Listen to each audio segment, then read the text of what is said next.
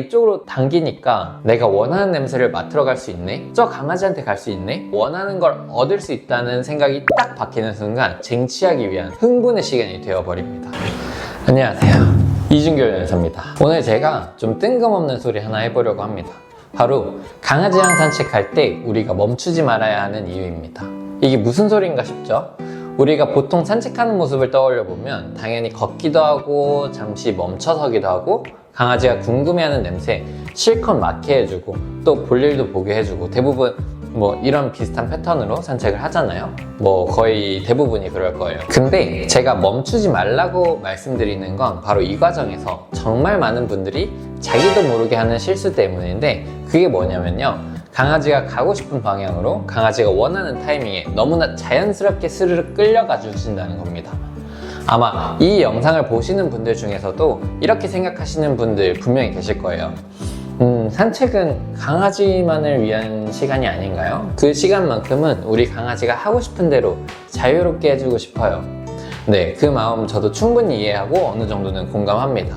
하지만 제가 훈련사 생활을 하면 할수록 오히려 이런 방향의 산책이 결국에는 우리 강아지를 더 불행하게 만들 수 있다는 걸 너무 많이 보게 되었어요. 그래서 오늘은 이 산책의 방향성에 대해서 우리가 한번 진지하게 고민하고 이야기하는 시간을 가져보고 싶었습니다. TV에서도 막 그러잖아요. 산책은 강아지에게 만병통치약 같은 것이다. 냄새를 맡아야 진짜 강아지의 본능을 해소할 수 있다.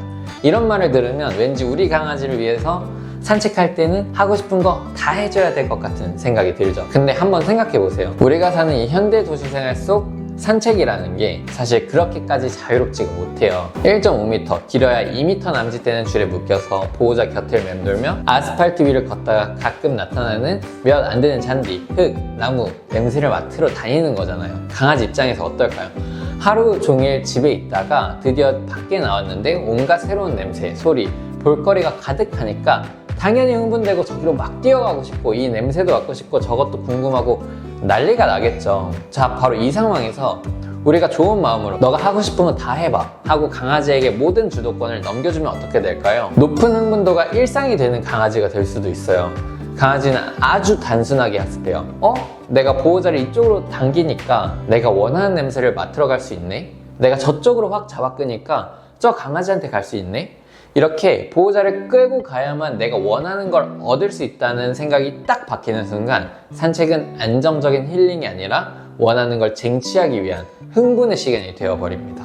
그 결과 산책 내내 줄은 팽팽해지고 강아지는 계속 헥헥거리면서 흥분 상태에 놓여있게 되는 거죠. 이런 충동적인 행동 제어가 전혀 되지 않는 흥분 위주의 산책 습관을 가진 친구들은요, 신기하게도 실생활에서도 그 모습이 그대로 복사 붙여넣게 된 것처럼 흥분에 의해 행동 통제가 잘 안 되는 모습을 보일 가능성이 아주 높아요.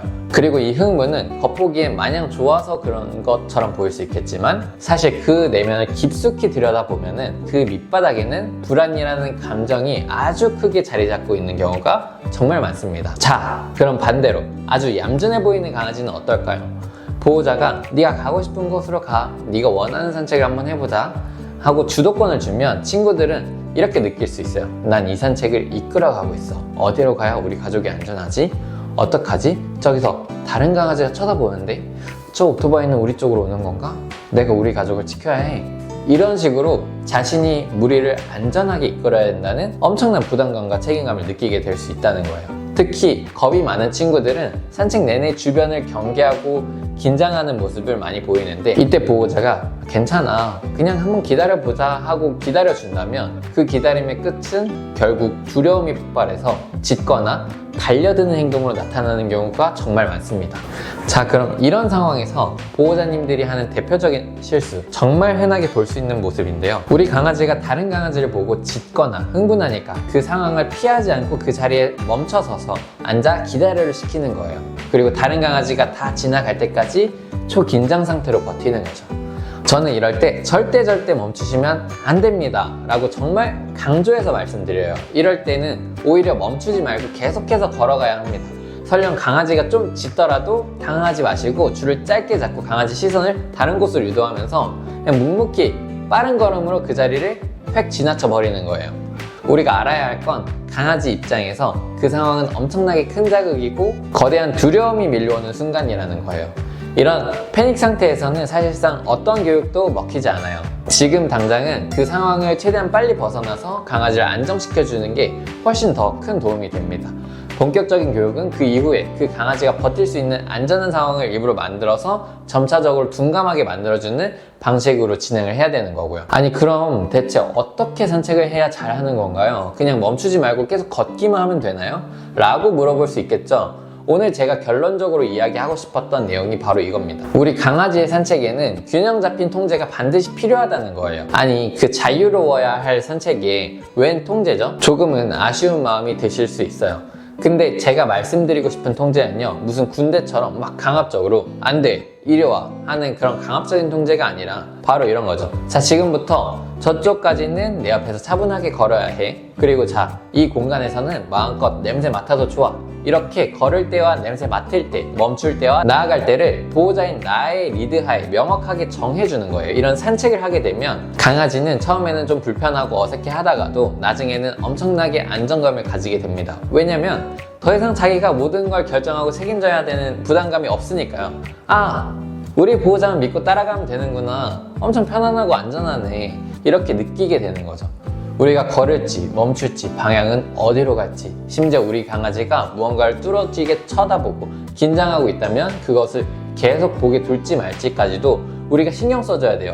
만약 우리 강아지가 무언가를 보고 막 긴장하고 있다면 괜찮아 하면서 그것에 더 신경 쓰게 하는 게 아니라 부드러운 목소리로 강아지 이름을 부르거나 가볍게 방향을 틀어서 그 신경을 나에게 돌려주세요.